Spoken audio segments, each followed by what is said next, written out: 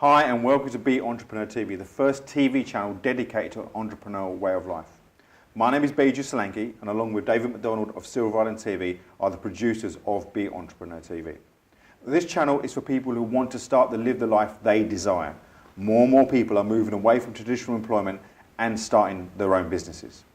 This channel aims to bring you the most up-to-date insights on how you can live the life that you want through either starting your own business, having your dream career, or living a life on purpose. Now, what we aim to bring you are insights on all things entrepreneurial, be that business growth, new apps on the market, funding opportunities, social media, personal development, anything that helps you live the life that you want. Now, there is so much out there. How do you know who to listen to? Well, we will look around the world for the best of the best and look for the experts making the difference in the world of entrepreneurship today. This show is about you, so we want to hear from you. So use the hashtag BEENTV and send us your comments about the show. Now for today's show, we have Jane Malyon, the founder of the English Cream Tea Company, talking about life and business, dealing with the media, and how she moved from corporate to starting her own companies. We also have a feature from the first ever Migrant Women's Conference that features many women from around the world starting their businesses in the UK. And we also have an interview from James Sinclair, the clown millionaire himself, who turned over his first million when he was 21. So without further ado, let's welcome Jane. Thank you very much, Beju. How are you? I'm marvellous. Fantastic, Gregor. Now, I'm so glad you're on the show today because I really want to talk about how you went from corporate life to starting your own businesses. I know the business you're running today is not what you started off. That's right. But you started in theatre, was that right? Yes, I started in the theatre world and I was doing PR. But it turns out, eventually, it was clear to all, I'm not the best of employees. Oh, right, okay. I'm a very creative person, i.e. somebody that's quite hard to live with.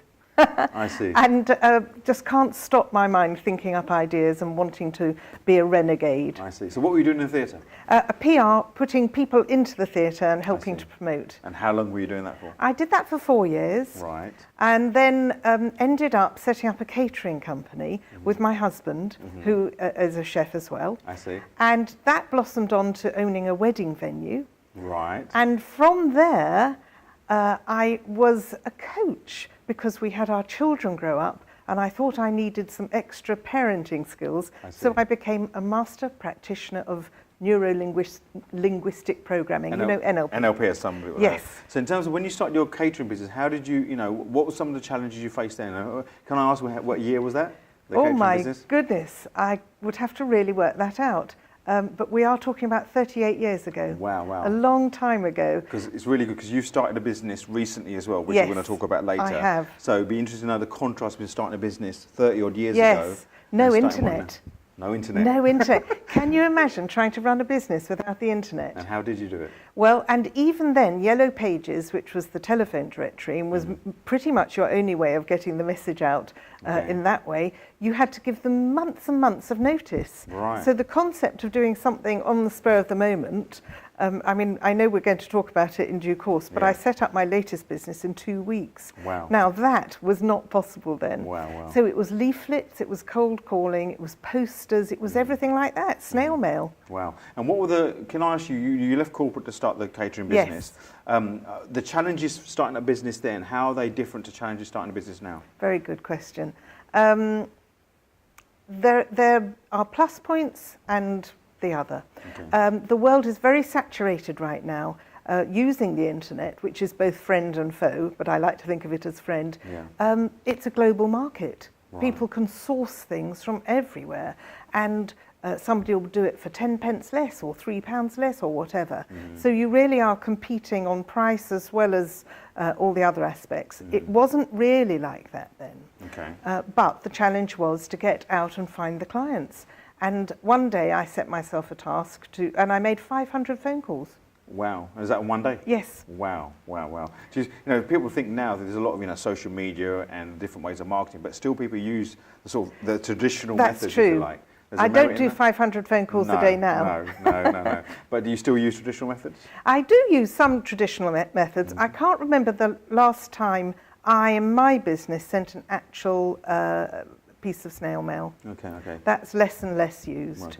Okay. But we send gifts instead. So chocolate brownie arriving with a little note attached, well, that counts That counts for a lot. So the catering business, what was that? Was it sort of outside catering? Was it sort Yes, of venue originally stuff? it was outside catering. And in my PR capacity in the corporate world, I would have very dull meals provided to me that were all bought food from a cash and carry.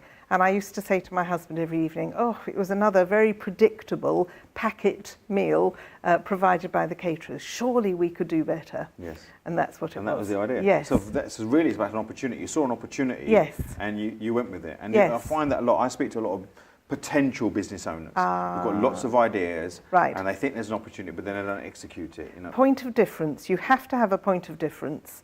And if you're going to do exactly the same as everybody else, then you've got to find a way to do it cheaper or faster. Right. That's not a great point of difference to me. Something remarkable is a better point of difference. And then people will talk about you and spread the word for you. And we're going to talk about remarkability later on in the second part of the interview. Lovely. So then from there you did the wedding venue. Yes.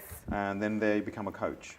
Yes. So during that time, we had a family, and our children, Edward and George, have been very, very spirited, shall we say. Right, okay. Anything but dull. Right, okay, okay. So Edward at school, a very nice school, in 1 week got 26 detentions. Goodness me. I know. You must have devastated for you. Well, no, I somehow feel we should celebrate it with a plaque on a chair in the school grounds. I see. The thing is, being given punishments, it depends what it's for. If it's for harming other people and anything like that, that's not on. But for being spirited and able to think on your own feet and being a rule breaker, how can I blame that? Absolutely. I think I know who they got it from. Absolutely, like my dad. And being a mother and a businesswoman, how did you balance that out? You know, That is a challenge. Women watching today thinking, you know what, I might want to start the business, or they've already started the business. Yes. How did you cope with that challenge? Yes. I'm not sure anybody gets it perfectly right. And the difficulty is if you start to feel guilty in either scenario. Right. If you're blaming yourself for working and not being with the children, or when you're with the children you're blaming yourself for not being at work, then it's a double bind, and that's no good to anyone. So if you can, make arrangements that leave you free to immerse yourself in the one you're doing at that time and enjoy it. And so quality time. And I don't think I fully got that right, but when we were running our own business, we would take the children with us if we could. Wow. And how old were the children then? Well, we'd take them from tiny tots. So I've got photographs of one of them as a real toddler inside a giant saucepan. Because it was to keep him still while we were catering an event. Not a saucepan on his head? No. No, okay. Sitting inside a huge one. Okay. So you do what you can, and creative people can come up with creative solutions. But, you know, I think everybody needs a team. A team. Is that key? It's key. Okay. So no one person can do everything themselves. And we're going to talk about teams and how you build teams later on.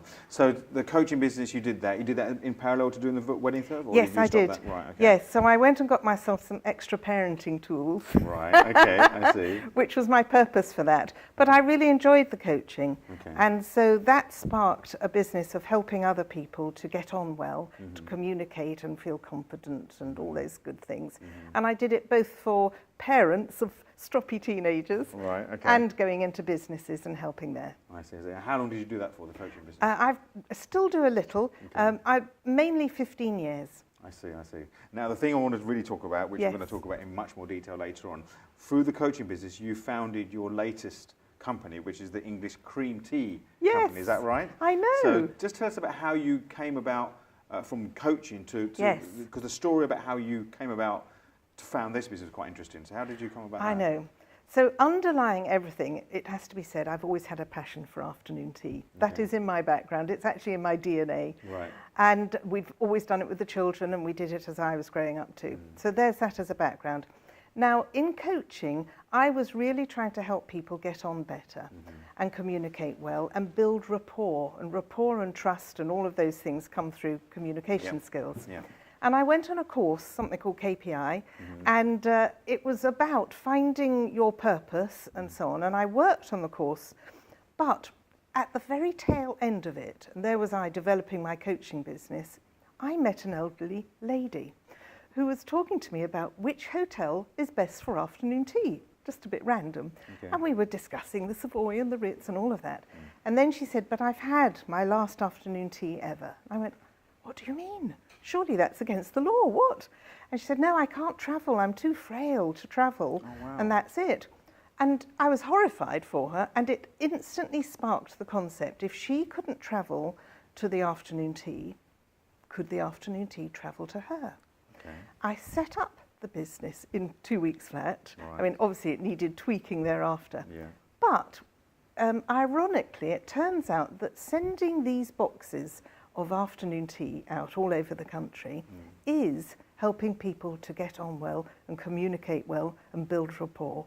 Wow. And the actual eating of the contents, afternoon tea is a sharing food, Yes. is the very perfect vehicle for building rapport and trust and relationships and quality time. Wow. So it kind of is the same thing by a whole different means, but I completely feel I've joined up the dots leading to this in my life, and it's my purpose. Fantastic, great. And we're going to talk about the English Tea Company, how you, Yes. after those 2 weeks, Yes. how you started to grow it, some of the opportunities that have come about, and a little record that you set as well. Oh. And we're also going to find out whether, is it cream first or jam first on Aha. the scone? We're going to solve that problem once and for all. So thank Yes. you, Jane, for now. Thank you. I'm going to come back to you later. So that was Jane talking about the English Cream Tea Company and how journey in business. And we're going to talk to Jane later on to talk about the actual English Cream Tea Company and how she's growing it, and the actual Guinness World Record she set maybe a year ago, I think it was.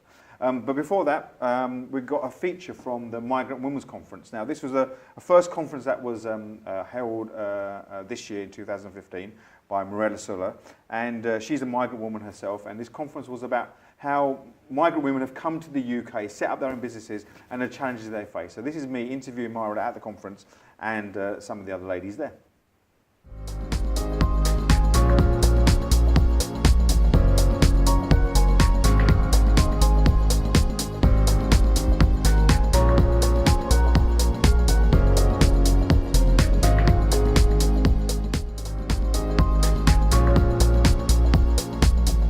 So hi there, I'm here with Mirella Sulla, who's the founder of the Migrant Woman platform, which includes magazines, and we're here at your first ever conference. Yes, this is the first conference, and the aim is to bring women from all nationalities, all cultures and backgrounds to celebrate together and connect with each other and help to have the support that we need to achieve what we always dreamt, having this opportunity, being in a new country and starting from everything from scratch and making our dreams come true. So, Migrant Women, this is the first conference you've done. So, what motivated you to put this conference on? The idea came after realizing through a literature review, doing my research, PhD research about migrant women, that all scientific research were focused on what is negative and what is wrong, and the perception out there is not so good about us. And the truth is that the women that I have met every day, they are very wonderful and doing a big contribution for the society and for the British economy. And I wanted to make sure that this side of this aspect of migrant women and migration itself is going to be visible and acknowledgeable. So the idea is that, yes, let's celebrate what is good, what we have achieved, and go further to help each other and support the vision of being successful. Now, I know you've got some really good eminent speakers here at the conference. So what kind of people you got speaking here? Speakers are from all places of the world, and from the beginning we try to do a good combination, no matter of where they come from or what is their religion or what is their background. The aim was to inspire and empower with the stories that these women will come on the stage and share as being successful. And as I see today, these women that they have shared their stories so far, they have been so inspiring, and it has been very, very good impact on what they shared with us. So what's your big vision for this? This is the first conference you've run. I know you publish a magazine. So what's your big vision and your big why to do a conference like this and to help other migrant women? Because there'll probably be women watching this interview thinking, wow, I can relate to that. How do I find out more? So what's your big vision? There are so many women that they came from other countries and they try to achieve and continue their dreams after investing a lot of time and energy to make their life better and be in a better place. But there are also women that they couldn't achieve things in life, and this conference is for the purpose of telling that yes, there are a lot of women that they made their dreams come true. There are a lot of women that they started their life from scratch and achieved a lot of success. And every woman that listens these stories can resonate with them and can feel connected with them and say, yes, we can do it as well. And here we are. As you have seen here, there are these speakers that are sharing their stories and then can inspire a lot of other women that they came in this country and they gave up achieving their dreams and contributing for their communities and beyond them and beyond their communities to inspire and empower our women to connect communities together, because women are those who connect. Women are those who get engaged and make things happen. And that's why this conference is going to serve as a great model to see and feel that we are connected. We don't need to stay isolated within our communities. We speak different languages, but we are all one. We are all coming from different places, but we are all connected and we can contribute all together to make this society and this world a better place to live. Right, Mirela, so if someone wants to find out more about Migrant Woman, and do you have a website? Is there somewhere they can go to, as a magazine they can subscribe to? Where can they go? We have Migrant Woman magazine, and the website is migrantwoman.com. Also, through the magazine, after we have identified a lot of stories, we invite these women that they have shared the stories through the magazine. We invite them to create a real community, and this is the purpose of creating these events, having a real connection, not just through virtual network, but this is the evidence to tell that yes, we are here, we can achieve much more together. Fantastic. It's an inspiring message, and we're going to now meet some of the other speakers and see what they talk. Thank you for your time. Thank you. Thank you very much. Thank you for coming.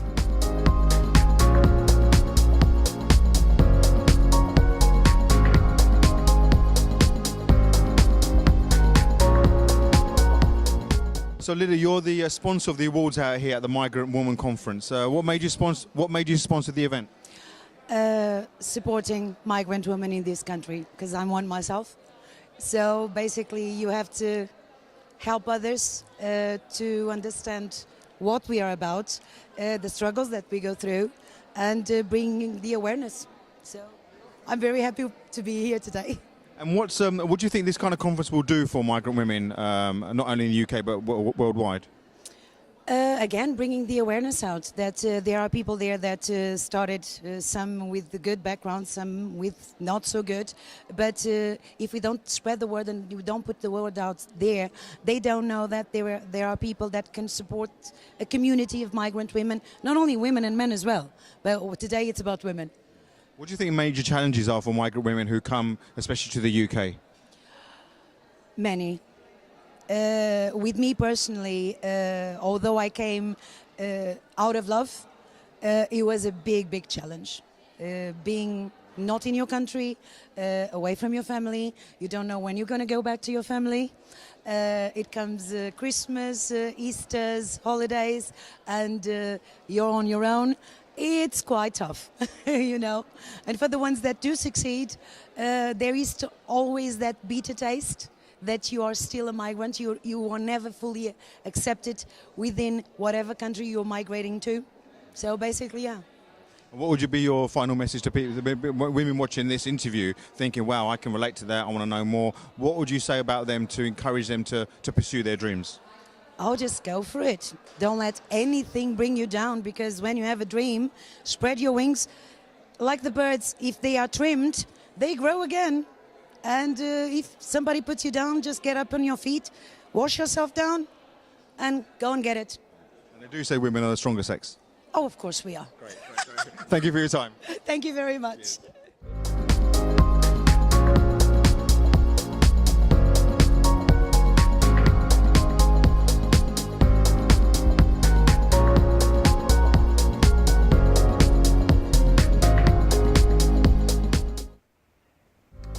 So that was from the Migrant Women's Conference. That was the first conference they placed this year, which was a fantastic success. There was over 250, 350 women there, a few men as well, because I was there as well, obviously, and a few others. And it was fantastic. Some of the speakers there were great. So she also has a magazine, and we'll put the links to that magazine at the end of this show. So watch out for the Migrant Women Conference next year. Right, next we have James Sinclair. James Sinclair is known as the Clown Millionaire. He's an Essex boy become good. At 21, he turned over his first million, and he owns Marsh Farm, which is in Essex, and he also runs a company called The Party Man, which is children's entertainment and locations around Essex. When you go to those playpens and stuff for kids, it's fantastic. So here is James talking about why he loves entrepreneurship, his heroes, and his favourite book.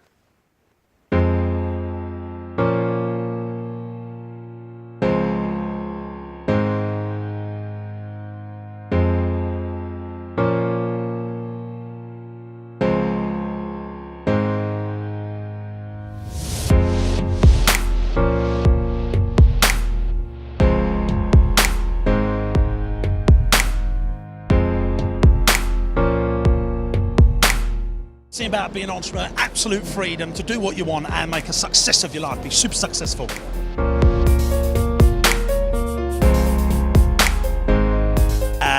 Definitely Richard Branson, Losing My Virginity, is the best book. That gave me the most inspiration as a young person, especially about understanding brand and marketing when you couldn't really afford it, and using yourself to do the marketing has been a key thing that I've done as a kids entertainer. Use myself, because that was a lot cheaper to do, and got myself out there and build the Party Man brand.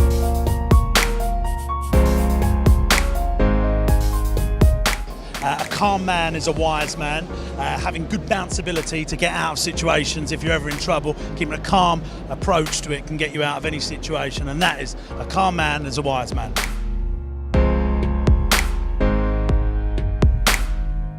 Biggest mistake I've made, not investing in getting a residual income business from the very offset.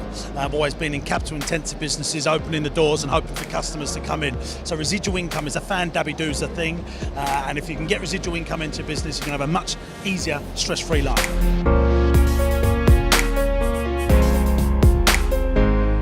I've got so many business heroes. I love Richard Branson because he's diversified the brand and become more like a brand venture capitalist. I think that's just genius, and everyone said he couldn't do it, and now Tesco, Sainsbury's, Asda, they're all doing it.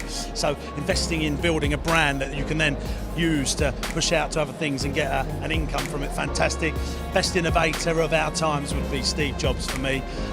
They died as biggest shareholder in Walt Disney, Pixar and Apple, and I think that's something that no one else can match.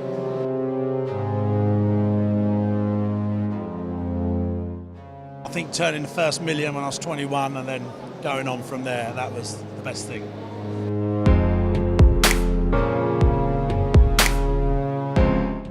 I think we'll find that we become more and more an experience-led economy in whatever we do.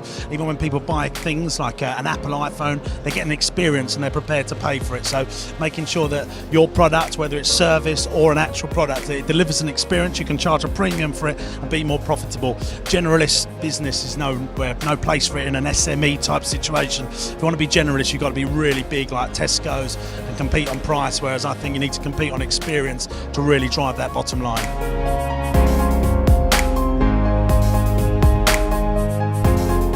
That I created a national brand in Party Man, and we're well on the way to doing that.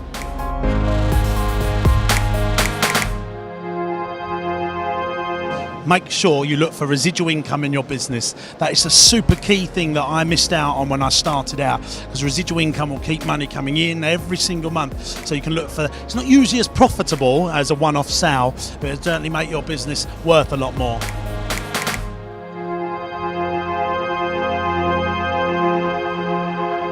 So that was James Sinclair talking about his Party Man and his role in entrepreneurship and why he loves it. And we've got many interviews of that coming up. So Jane, you know James, don't you? No, I don't. Don't you? I've missed out there because I'm in Essex as well. Oh wow, fantastic! Well, I know you're doing a TED Talk soon as well, aren't you? I am this week. Yes, and James is on the same bill. Perfect. So I'll meet him then. You'll meet him there. Right. So we talked about your journey in terms of theatre to starting your catering and then becoming a coach. But then we talked about you starting this English cream tea company. Now, the concept sounds fantastic, but it's not been plain sailing, has it? Not at all. So what are some of the challenges you faced in sort of growing the company? Because you've identified this thing whereby this young lady, old lady, Yes. how to get the cream to her, which is great Yes. concept. But then 2 weeks, start the business, and then it all fun started. Well, originally we could only deliver it to an area around us because we could create these marvellous afternoon teas in a box, really, but you've got to get them out there. So we needed to find a distribution company, and I went through 17. Wow. Yes. Okay. Wow. You went through something. I mean, you'd use them and then chucked No them. good. Right. And we okay. tested by sending these boxes to ourselves. Okay. So we could see how they were handled and treated Yes. and so on. We also had to do all the due diligence. You can't send out afternoon tea all over the country and have it arrive blue and furry. No. It's got to arrive delicious and indulgent and special. Yes. So we practiced and practiced to get it absolutely perfect. And we temperature probed it to make sure that the ice packs and the chilling methods were working and that it all looked lovely. We didn't want to just send out some carbohydrates in a bag. This had to be the afternoon tea experience. Right, okay. And then the branding and the packaging, very important again, to show people that something special was arriving at their door. Right, right. Have you got any sort of items? Yes, I've bought some of our Okay, jam. let's have a look. So, all right. So look at the So branding. our branding is very lovely and very British.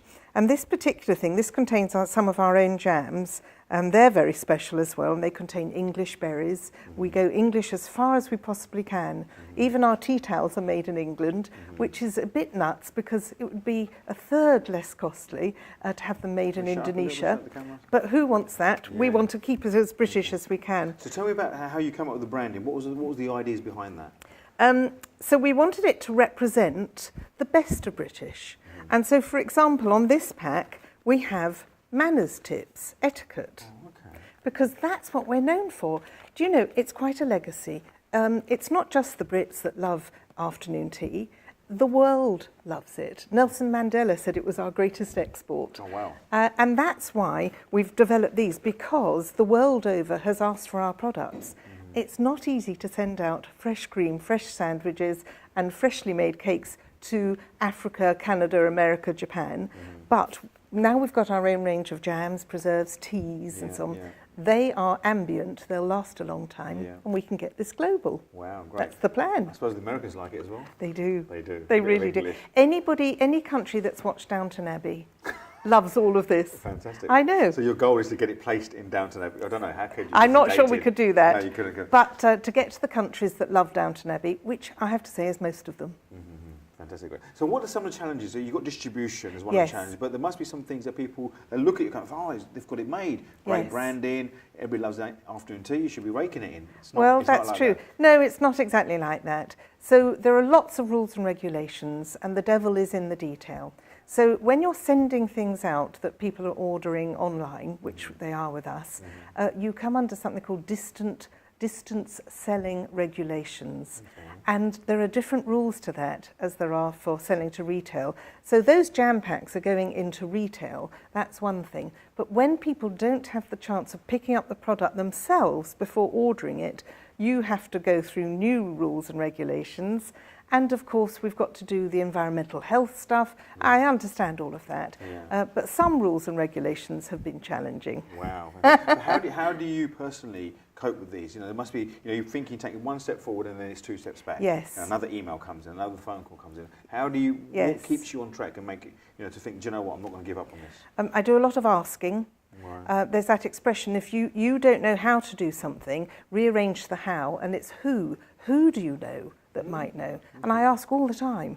And mostly, people really help me. Right, okay. So I have to ask a lot because, for instance, I'm now beginning to export, and I've never done that before. And it turns out that UKTI will give you support and help. Freight forwarding companies will give you support and help. And so I ask and ask. And I have a team. One of whom is a lawyer that I have on retention. Right. And anything that looks tricky and small printy, I don't bother with, because that's not my area of expertise. Right. And so over it goes to him, and I say, Clive, could you have a look at this, please? I see. I'm sure people are wondering, did you get investment? Did you need investment? Have you sort of got investors involved? It's quite funny, because my husband's used to me as a bright ideas person, too many bright ideas. I see. And so when I came up with this another bright idea, Right. he said, okay, let's do it, but you have a budget of 0. Right, okay. Ah. Okay. So I gave shares away. I I gave shares to my branding designer, Carol French, hello. Yeah. I gave shares to my web chap, Paul, and I asked for help, and in fact there's not that many of us salaried, and most of the team are in it via either temporary payment or because they've got shares. I see. So I'm sure people are interested in, does it make profit, does it make income? But it's a long tail thing, isn't it? Yes. Yeah. So we have income streams from about 11 different routes with this. Okay. And that's almost my problem. Being a creative, I can think of so many different routes to go with this. Right. But of course, you can't do them all at once. And my business plan, which I've done diagrammatically as well as in writing, is like somebody's just sort of splurged on a piece of paper because there's so many avenues. Right. So I have mentoring. I get free mentoring, would you believe, from Ford Motor Company. Wow. I know, I sort of pitched for it and I got it. Wow, and they get free tea.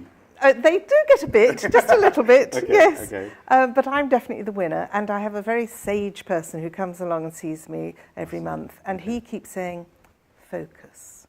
Right, I see. Focus. Which, of course, maybe next year he'll say escort. Mercedes might come Exactly, no. But he's right, because you cannot do it all. So it's about, okay, what's the low-hanging fruit right now that you can do to keep the income going, and what's the best use of your time? Because by saying yes to that, you could be saying no to doing that. Yeah, There's only so much you can do. And so at the moment, escorting and getting the products out into retail are my... did I say escorting? I was going to say, what kind of escorting? That's a whole different business. I know. That's another show. Exporting. Yeah. And then getting these out into retail are my main focuses. I see. And what's the big picture? If we were to speak again, Yes. maybe in 5 years' time, what would be the perfect scenario in 5 years' time? Well, it will be global. Right, good. And I probably will be some ambassador who goes around helping the brand, because the etiquette side, the manners of afternoon tea, are actually very much of interest, as well as the food and the treats and so on. Yeah. And I am something of an expert in afternoon tea manners. You are indeed. And I do quite a lot on that. So I expect there'll be more writing on those lines, and I've got YouTube videos and so on. And talking about afternoon tea in terms of etiquette, Yes. right? You set us some record, didn't you? I did. And what was that? I have brought it with me. Can I show you? Absolutely. Tell us, Oh, of course. thank you. So again, I can't say I set it, because something like this takes a team. Okay. And I asked and asked and asked for help. And this is the Guinness World Record for the Right. largest tea party. With 334 participants. It was. Wow. And Guinness were very strict. They had to be simultaneously eating afternoon tea for a period of 25 minutes without a break. I see. So in one location. Tea, scone, sandwiches, the works. Yes, and see. a little girl was there, a 2-year-old, and every time the men from Guinness came round checking, she would have a scone pushed into her mouth, so that see. everybody was joining in. Now, what did that? So that was great, good fun. But what did that do in terms of the business? Did it help? How did it help? It got me 32 solid pages of Google, Wow. which is huge. It got me more publicity than I could ever have imagined. Some of it not obvious as to how it was useful. I got front page of Calgary Times. Now, Canada, Calgary? Yes, exactly, Right. and Oh, wow. New South Wales and all over the world. Okay. So the residual is that currently, I hope this lasts, we are top.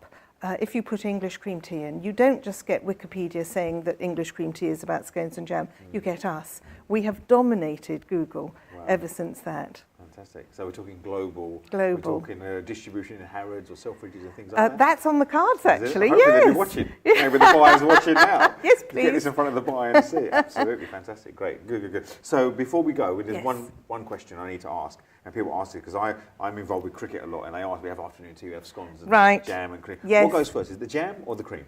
Depends what county you're in. What county you're in? Go Yes. on, enlighten us. So Cornwall says cream on top. They're very sure about So that. jam first and then Yes, cream. because they want to highlight their gorgeous clotted cream. I see. But Devon say, no, cream underneath, jam on top. I see. And when I'm trying to be politically correct, I make up my scone with half and half and I see. demonstrate both. I see. And other counties doesn't matter whatever. No, classes that are. doesn't really matter. It is as you wish. But the other big question is, it's scone or scone? Is it? What is it? Well, the Queen says scone, but I have to correct Her Majesty in this Oh. instance, because Queen we have Malyon is going to correct the we have a Majesty. scone phone, for orders for them. Right. You can't have a scone phone.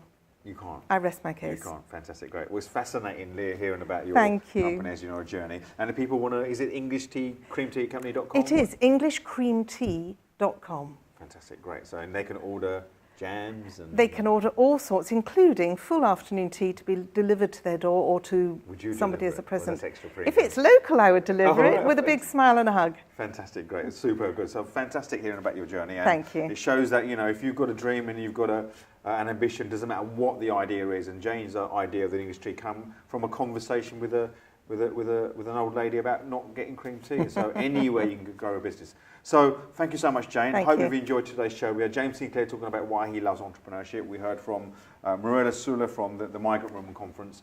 And we heard about why migrant women are coming to the UK and starting their own businesses. And we've heard from a local woman, Essex woman, Jane, about her business. So fantastic show today. Hope you've enjoyed it. Send us your tweets, #BENTV. And until the next time, speak to you soon. Thank you. Bye-bye. Thank you.